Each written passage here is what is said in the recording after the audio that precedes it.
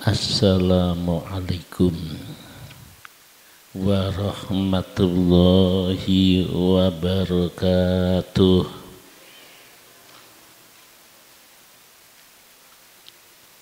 Bismillahirrahmanirrahim. Alhamdulillahilladzi atana bil wahidiyati bi fadli rabbina walhamdulillahi sholatu wassalam alaika wal ali ya khairul anam. Rabbun karim wa anta dzu khulqin azim. Fashfa' lana indal karim. Ya ayyuhal ghawsu salamullah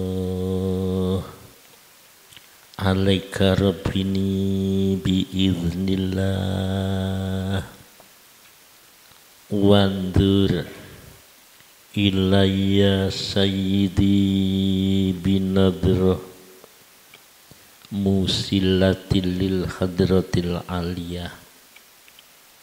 Amma ba'du. Hadratal mukarramin, para alim ulama, kepada ketua anggota Yayasan Al-Ma'ruf dan Alam Hikmah yang saya taati, hadirin wal hadirat, jamaah pengajian rutin yang saya muliakan. Untuk memanfaatkan waktu mengenai uraian tasyakur serta sanjungan sholawat dan salam, saya makmum di belakang pemimpin mujahadah yang saya taati. Mari kita senantiasa muhasabah, mengoreksi diri kita masing-masing, karena hidup ini dalam perjalanan yang mana cepat lambat, sadar atau tidak disadari, kita akan turun di stasiun pemberhentian kehidupan dunia ini. Oleh karena itu, hasibu anfusakum qabla an tuhasabu. Kita diperingatkan, koreksilah, introspeksilah diri kita masing-masing sebelum dinilai oleh Allah Subhanahu wa ta'ala. Istilah getun, menyesal, itu tidak di depan, tidak di muka, tapi nanti ketika di belakang, endingnya nanti. Hadirin yang saya muliakan, kita syukur di zaman ini dipilih oleh Allah mengamalkan syariatnya Rasul, dipilih cinta sholawat. Sholawat ada dua, ada sholawat ma'tsurah, yang nomor dua sholawat ghairu ma'tsurah. Jadi ada dua, diling-iling. Sholawat ma'tsurah itu sholawat yang ready redaksinya langsung dari Rasulullah. Ketika ditanya ada perintah membaca selawat, bersolawat, Rasul menyebutkan bunyi solawat kepada Rasulullah. Itu namanya solawat maksuroh. Yang kedua, solawat ghairu maksuroh, yaitu solawat setelah Rasulullah wafat. Sakmat ini Kanjeng Nabi itu solawat itu ditulis oleh para sahabat, oleh para tabi'in, tabi'in sampai pada hari ini. Selawatnya tidak berubah. Jadi kalau ditanya mana yang lebih baik, selawatnya tidak berubah, semua baik. Yang baik itu seorang pembaca sholawat dengan adab, dengan tata krama. Di antara adabnya orang bersolawat itu adalah istidhar. Kalau zaman Rasul, kan Rasul masih ada orang baca selawat, Rasul nampak ada di sekelilingnya. Tapi ketika ghairu maksuroh, Rasul sudah wafat, adab tata krama di antaranya istidhar. Sumbernya istidhar. Merasa berhadapan dengan Rasul. Dan ini kan tidak bisa dengan akal. Kita belum kenal Rasul, belum tahu wajah Rasul. Tapi istidhar itu urusan hati, merasa sangat dekat dengan hati, bahkan hati senantiasa bersama Rasulullah. Rasulullah di antara kita. Wa anta fihim, dan engkau kekasihku Muhammad ada di antara mereka. Kalau pada hari ada di hati mereka. Lah dari istidhar niku dilatih hadirin. Jadi lek maca selawat, walaupun selawat maksurah, selawat Jibril, hati harus dilatih merasa di hadapan Rasul.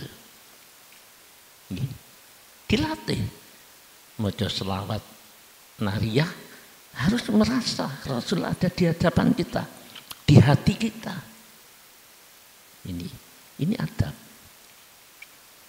Dan bacaan sholawat yang istidhar ini butuh pembimbing, murabbi yang ahli, dan beliau tuh sudah melakukan sendiri. Ya, ini nilainya luar biasa. Fenomena kehidupan sekarang membaca selawat, selawatnya tetap baik. Tapi tata krama adab ini yang mulai berkurang. Karena dawuh dulu disampaikan, orang membaca selawat jauh dari Rasul. Misalkan di sini, ablagtuh, aku datang, bukan datang melek seperti ada di sini. Maksudnya hatimu bukan, sehingga aku masuk bersama kamu. Tapi kalau hati kita, qalbu kita ini tertutup, ya hanya baca selawat. Nilainya beda dengan orang yang terdidik dengan adab, dengan istidor dibandingkan kita membaca pokoknya moco, pokoknya mujahadah, diperbanyak tiap hari puluhan ribu baca sholawat. Baik. Tapi dibandingkan dengan yang punya tata krama, adab, niku nilainya beda, lebih tinggi menggunakan adab. Jadi teman-teman, Bapak Ibu, dilatih. Walaupun mampunya itu 1 menit, lakukan rutin, jangan sampai ditinggal. Karena ketika adab dan istidor ini yang akan menjadikan tunawirul qulub.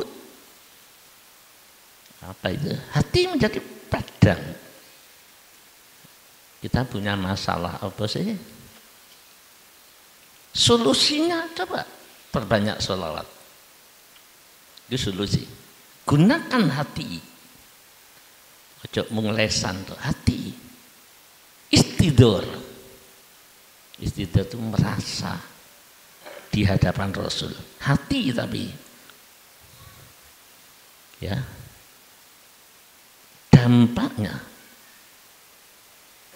Dampaknya orang yang bersolawat dengan adab, dengan istidor, merasa Rasul ada di depan kita, merasa Rasul ada di hati kita, mongko muncul perasaan rendah, tawadhu di hadapan Allah wa Rasulihi sallallahu alaihi wasallam. Tawadhu ini mutiaranya hati. Jenengan saya pakaian muslim tapi tidak ada tawadhu.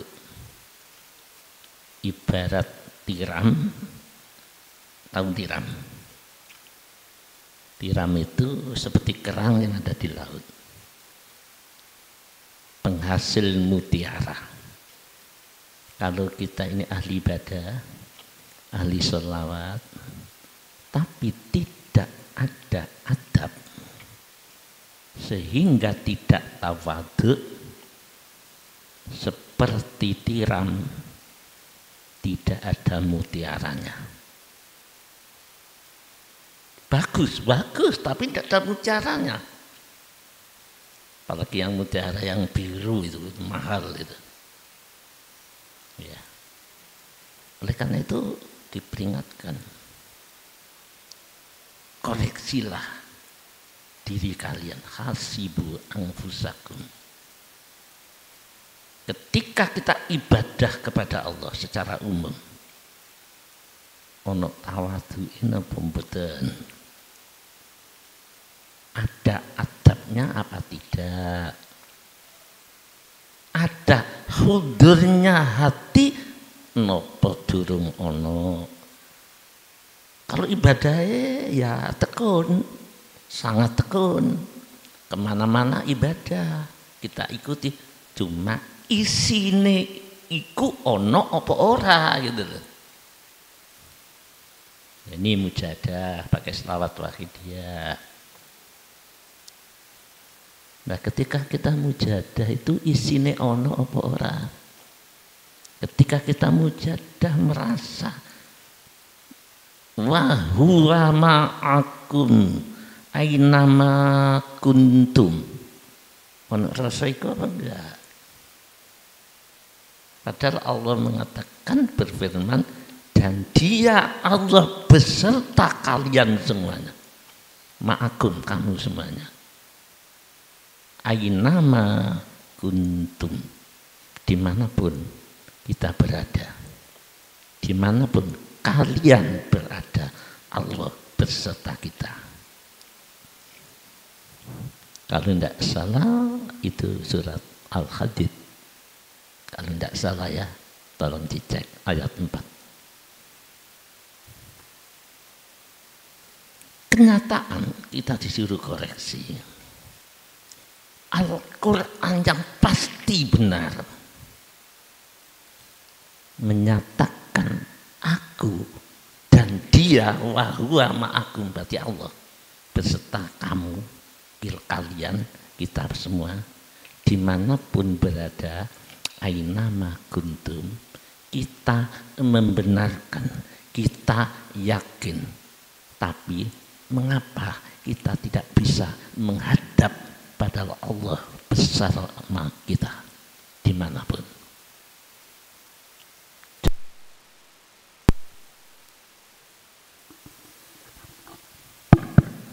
Jangankan duduk begini, sholat pun saja kita tidak bisa menemukan. Padahal Allah menyatakan dan dia beserta kita. Tapi kita tidak bisa, walaupun sholat, tapi tidak bisa madhep. Ini disuruh koreksi oleh Sayyidina Umar bin Khattab. Koreksin. Inilah PR. Tugas kula panjenengan, upayakan urusan kolbu, hati, untuk menemukan itu. Padahal kita ngaji ke sana, ikut guru sana, guru hakikat, guru makrifat. Tapi sudah menemukan apa belum? Jangan-jangan hanya tahu ceritanya saja. Sehingga pandai berdalih, pandai seperti kita pidato, tapi jujur, hati kosong, tidak ada. Yang ada hanya cerita-cerita, yang ada adalah pengetahuan-pengetahuan. Kita masih mengandalkan ikhtiar-ikhtiar, usaha-usaha. Walaupun ikhtiar, usaha, mujahadah itu harus dilakukan. Tapi kita tidak mengandalkan Allah, masih mengandalkan usaha. Apa maksudnya? Artinya hati kita masih tidak ada Tuhan. Hati kita, kolbu, masih belum hudur, belum bersama Allah. Wa huwa ma'akum, dan dia Allah bersama kita. Ironinya dimanapun, ainama kuntum. Sekarang kita koreksi ya. Allah bersama kita dimanapun berada. Berarti Allah bersama kita ketika kita duduk, jenengan wireng pengajian, mujahadah, duduk, Allah bersama kita. Tapi kita, hati kita tembus menemukan Allah, bukan menemukan bentuk gambar ini. Apa belum? Padahal wis mujahadah, menemukan alat pembersihnya. Tapi jujur saja, hati kan tidak bisa tunduk ke tawadhu. Orang yang bersama Allah pasti tawadhu. Ucapannya menambah ketawadhuannya, perbuatannya menambah kerendahannya, karena bersama Allah dimanapun berada. Jangan-jangan kita yang aku pengamal wahidiyah, yang aku orang yang ahli ibadah, apalagi yang aku ahli sholat, yang aku ahli ya ilmu syariat, yang aku ahli hakikat, yang aku punya ilmu yang luhur tinggi. Hasibu anfusakum, koreksi, betul apa tidak? Ini nomor satu. Nomor dua, Al-Qaf, surat Al-Qaf. Allah menyatakan, wa nahnu aqrabu ilaihi min hablil warid. Al-Qaf. Apa kata Allah? Dan kami, Allah lihat, daripadanya lebih dekat daripada urat lehernya, urat nadinya. Itu Allah sendiri menyatakan. dan kami daripadanya makhluk sedaya niki ini lebih dekat daripada urat lehernya. Artinya Allah lebih dekat daripada diri kita masing-masing. Allah lebih dekat daripada diri kita sendiri, sehingga lebih dekat dari urat lehernya. Ayat ini dibaca, kita menemukan apa enggak? Allah lebih dekat, tapi kita enggak pernah kenal dengan Dia. Allah lebih dekat, tapi kita tidak tahu dengan Dia, bukan tahu wujud begini. Araftu Rabbi bi Rabbi. Aku mengenal Allah dengan Allah sendiri. Dan kita dengan dirinya itu apa? Dengan ibadahnya, dengan mujadahnya, dengan tirakatnya, selamanya gak iso mengenal Allah kita. Yang bisa mengenal Allah ya Allah sendiri. Gitu loh. Maka orang yang mengandalkan selain Allah sampai mati dia tidak sampai. Ya, makanya la ilaha illallah, tiada Tuhan yang disembah, yang wujud, yang dicari, yang dimaksud hanya Allah. Tapi kita kan tidak hanya ucapan saja. Paham ya ini? Hasibu anfusakum, koreksi dirimu. Sehingga Al-Quran yang kita pegang sebagai petunjuk, sholat sebagai jalur menuju Allah, hubungan kepada Allah, dan seterusnya, intinya ono buahnya, ada buahnya apa belum, gitu ya. Makanya konco-konco pengamal lagi dia mujahadah, tiap hari mujahadah. Teman-teman kami yang ada di luar yang ahli selawat, lakukan, jangan diputus. Cari pembimbingnya. Bukan pembimbing yang alim ilmunya, tapi pembimbing yang dipilih oleh Allah, sudah sampai kepadanya. Duduk mau pinter ngomong itu. Jangan-jangan kita hanya dibimbing untuk ilmiahnya saja. Jangan-jangan kula njenengan dibimbing untuk ilmune, tapi belum sampainya. Makanya konco-konco yang sudah menemukan ya ayyuhal ghausu salamullah, setelah yang menemukan selawat, jangan sampai kita lari yang dicari hanya upo tapi kelangan tumpeng. Apa itu? Bagaimana bahasa Indonesianya itu ya? Sungguh-sungguh ibadah lain, sholat, baca Al-Quran, istighfar, tapi jangan lupa mujahadah, bimbingan guru rohani kita, termasuk semua saudara kita. Terakhir ya, gini, di zaman ini ada penyakit parah, penyakit yang sangat membahayakan. Ya, penyakit apa itu? Penyakit lahir tertinggi misalkan gagal ginjal,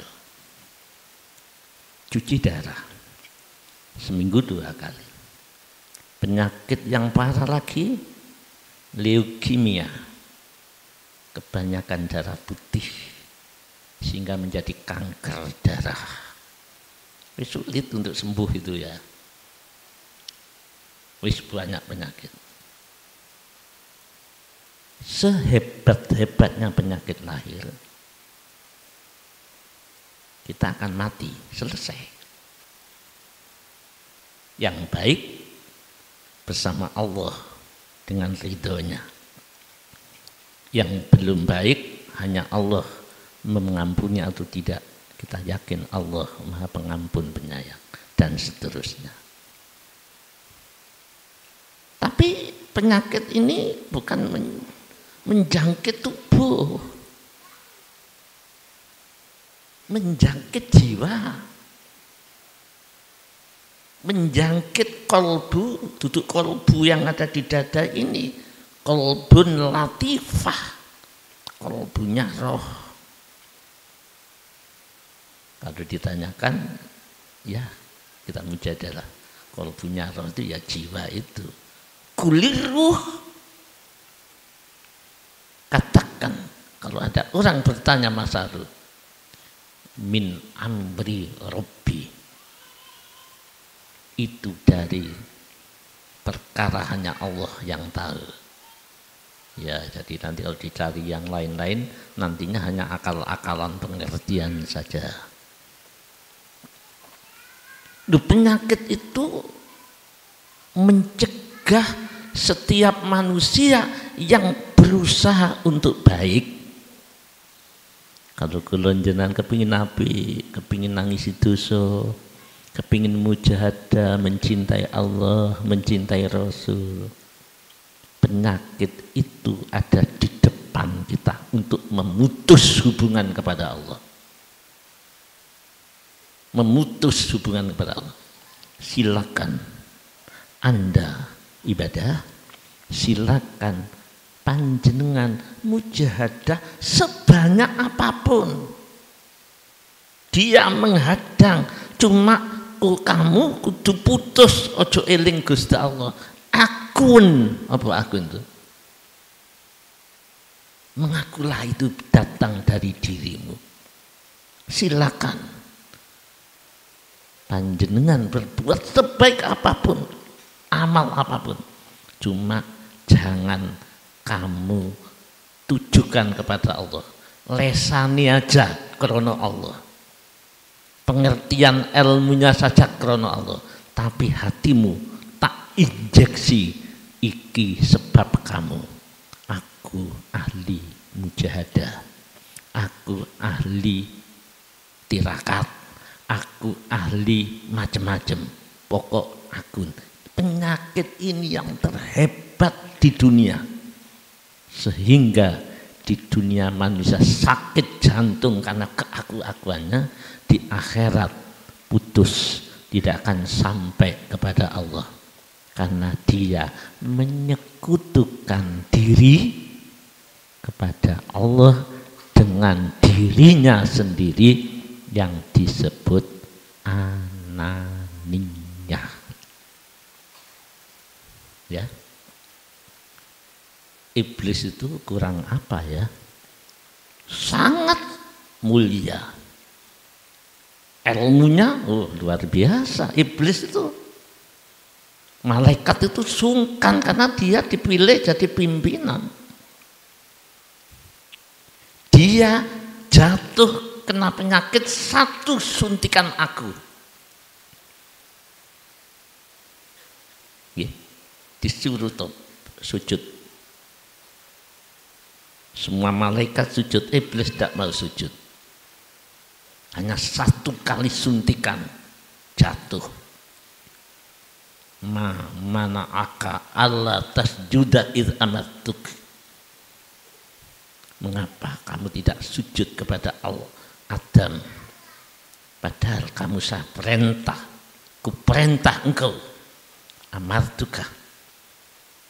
Satu injeksi, iblis berpengalaman, satu penyakit ana, hancur ibadah sekian banyaknya, ilmu sekian pandainya, tidak manfaat, hanya gara-gara ana khairum minhu, aku ini lebih baik daripada Adam. Satu. Nah, ini penyakit ini sudah menerobos ke penjuru dunia.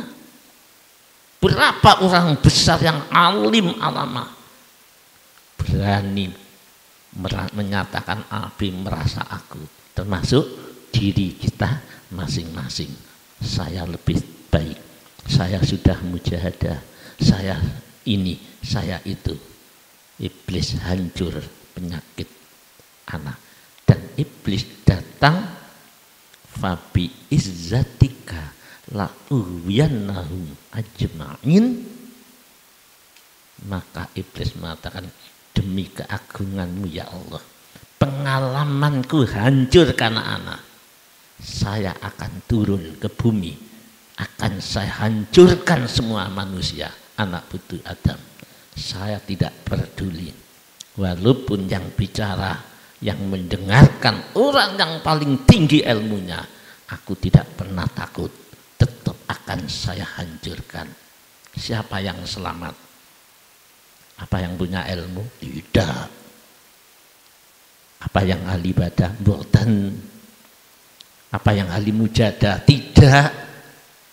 Ternyata yang selamat illa min ibadika minhumul mukhlasin, kecuali hamba panjenengan ya, fathuli fi ibadi, hamba panjenengan, golongan hamba-hamba panjenengan yang mukhlasin, yang memang hatinya sudah ikhlas, bukan berjalan ya, tapi sudah diberi oleh Allah ikhlas. Inilah kalau saya boleh yang betul-betul tujuannya hanya lillah, apa yang dia lakukan sadar la haula wala quwata illa billah. Demikian hadirin, dilatih walaupun ya sayyidi ya Rasulullah, tapi dilatih tenggelam istidur, merasa dosa, merasa rendah. Yang paling penting ojo ngendelno aku. Iblis jatuh karena aku ya. Ana khairum minhu. Ojo rumongso aku. Iblis yang terhormat juga jatuh krono rumongso aku. Muga-muga Allah melindungi kita. Kula panjang sedaya yang hadir, yang mendengarkan pengajian sesingkat ini, anak-anaknya, cucu-cucunya dipilih kali Gusti Allah, diridhoi kali Allah, sedaya benjing husnul khotimah, keluarga kita, bapak-bapak kita ya, keluarga yang sudah wafat, muga-muga disepuro Gusti Allah, diridani kali Allah, sedaya mawon lahumul Fatihah.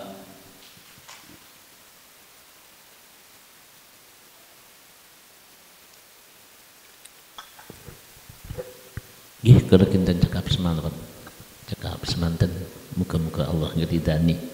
Wabillahi taufiq wal hidayah. Wa minar Rasul sallallahu alaihi wasallam asyafa wa tarbiyah. Wa min ghausyahda zaman an-nadhrah wal barakah wal karamah wal afu minkum. Wassalamualaikum warahmatullahi wabarakatuh. Assalamualaikum warahmatullahi wabarakatuh.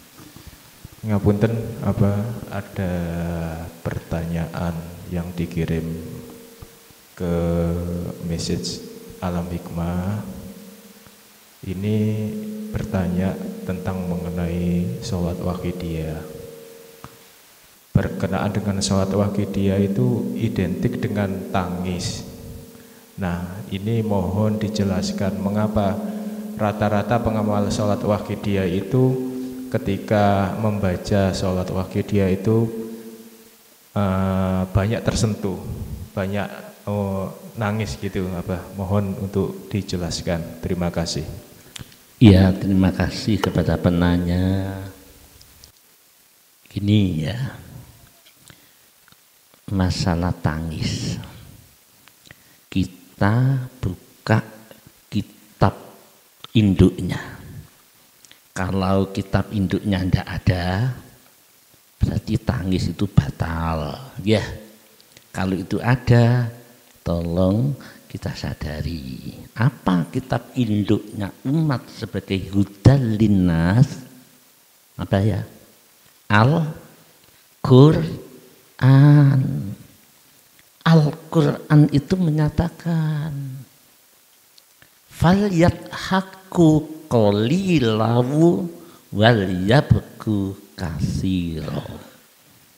Bahasanya ya, surat At-Taubah nanti dilihat. Maka falyadhaku, kamu bersenang-senang, tersenyum, Qalilah, sedikit saja. Yang berfirman siapa? Allah. Wal yabku, dan menangislah, dan menangis kasiro, yang banyak. Berarti ayat bab tangis itu boleh ada apa tidak? Ada. Surat An-Najm, mungkin tidak keliru ya, lupa.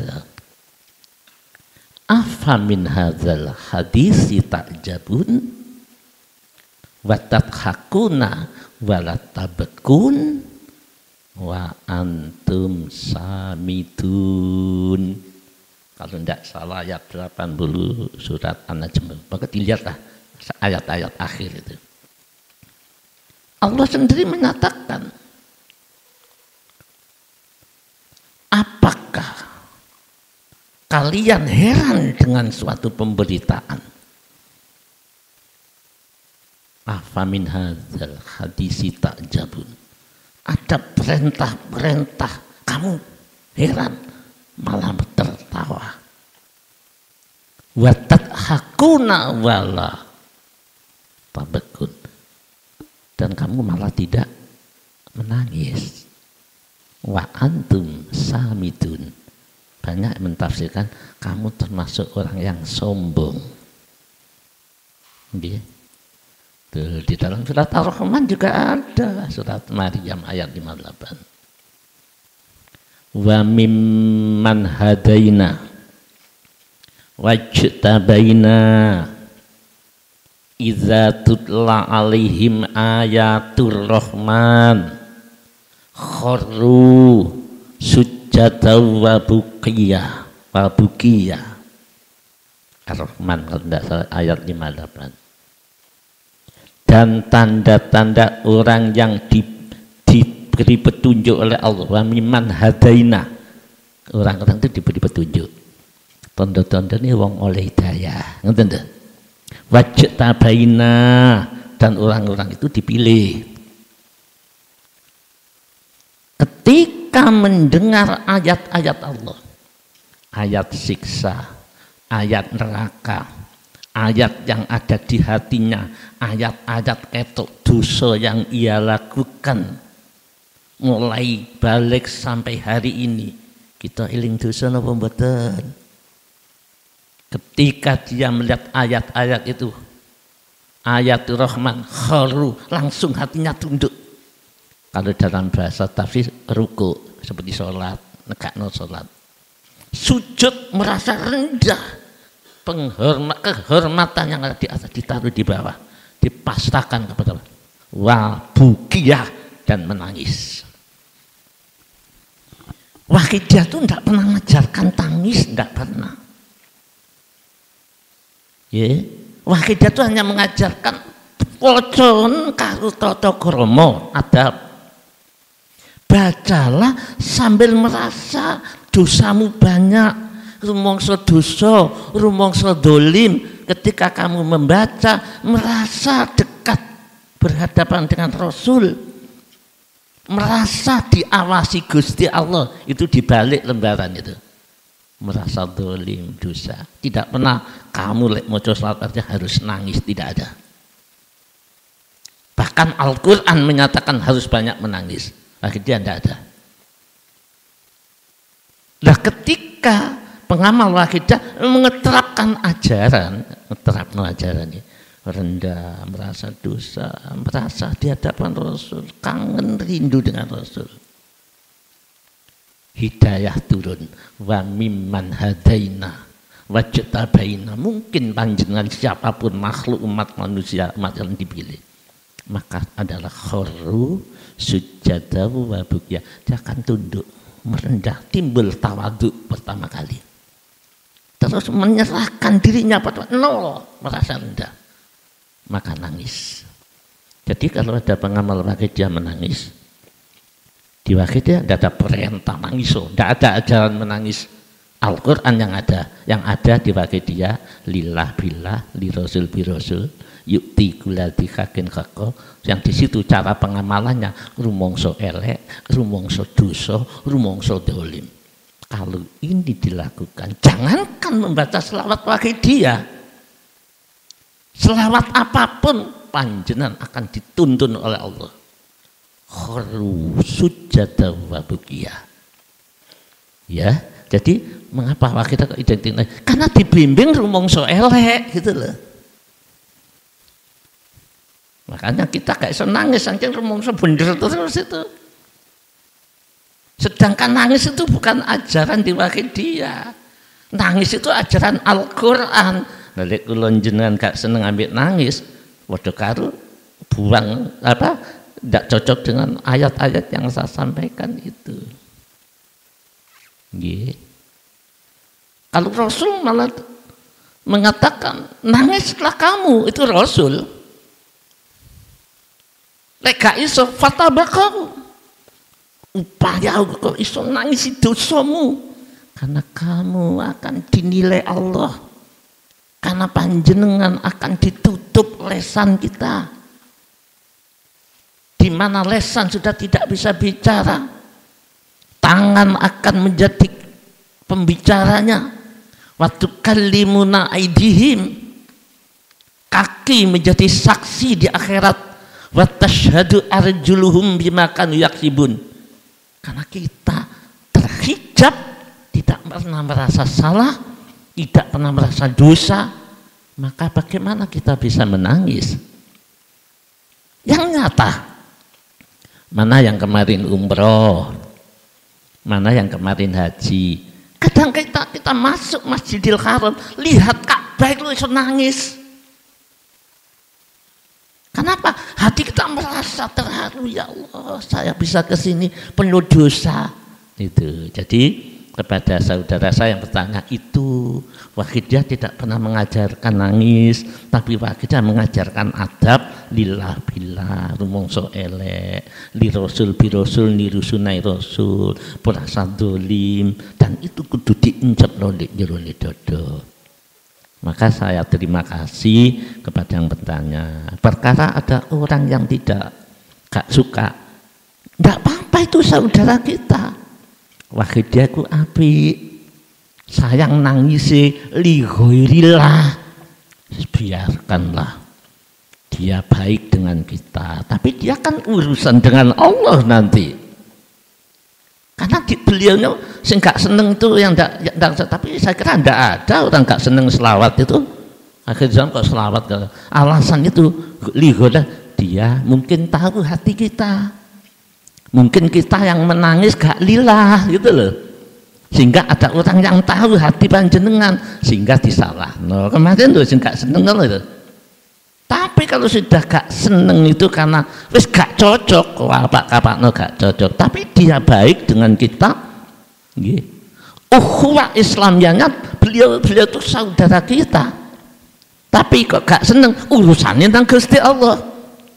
Terus lakukan, ingat dosa, merasa penuh salah, nangislah di dunia karena Rasul pun perintah. Ya. Perintah menangis, fatabakau, maka carilah kamu alat guru sing nuntun iso eling dosa. Ini yang saya katakan tadi, penyakit akhir zaman itu ada penyakit memotong manusia menuju Allah dengan perasaan aku, iku lho gak ikhlas, iku nangisi krana selain Allah. Jangan sampai kita kulon jenengan suudon. Husnudzon ajalah, hidup hanya sekali. Tapi ingat, siapapun teman-teman kita sing gak seneng nangis, itu adalah ukhuwah Islamiyah, persaudaraan selama Islam. Beliau adalah teman kita, kita doakan. Tapi urusan gak seneng bab tangis di Al-Quran, atau gak seneng panjenengan sing nangis, gak seneng selawat wahidiyah karena koncone pengamal nangis, itu urusan beliau dengan Allah. Yang jelas beliau semua seneng gak seneng adalah ukhuwah Islamiyah, persaudaraan sesama Islam. Ngerti nggih?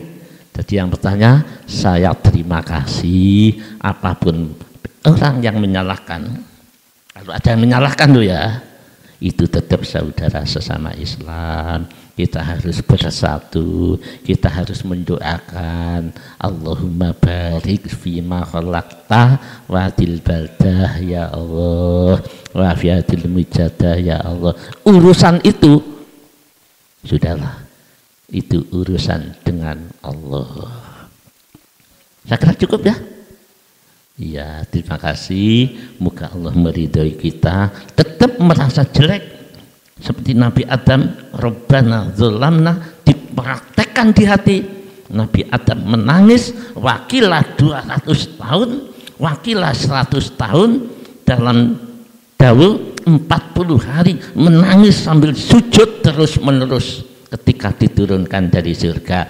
Baik ahli nangis, saiki cucune lek nangis kok kula jenengan gak gelem. Moga nggih wong perimbangi ngono. Wong nangis sing penting krana Allah, titik.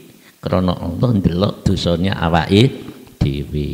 Bagi dia hanya mengajarkan merasa banyak dosa, merasa zalim, merasa bodoh, tawaduk kepada Allah, tawaduk kepada siapapun. Yang penting semuanya itu lillahi rabbil alamin. Saya kira cukup ya. Iya, sudah. Ya, sudah ya. Nggak usah tanya wis ya. Pak ya, Mas Yudi cukup ya? Ya wis, wassalamualaikum. Matur nuwun untuk penjelasanipun sangat jelas. Ya sudah ya. Ya, wassalamualaikum warahmatullahi wabarakatuh. Al-Fatihah. Ini untuk obat yang ada di depan saya. Muka-muka diparingi barokah kata-katai. Siapa yang berhubungan dengan obat, hatinya diberi barokah, rumah tanggai barokah, uripe barokah, matine barokah, husnul khotimah. Al-Fatihah. Bismillah.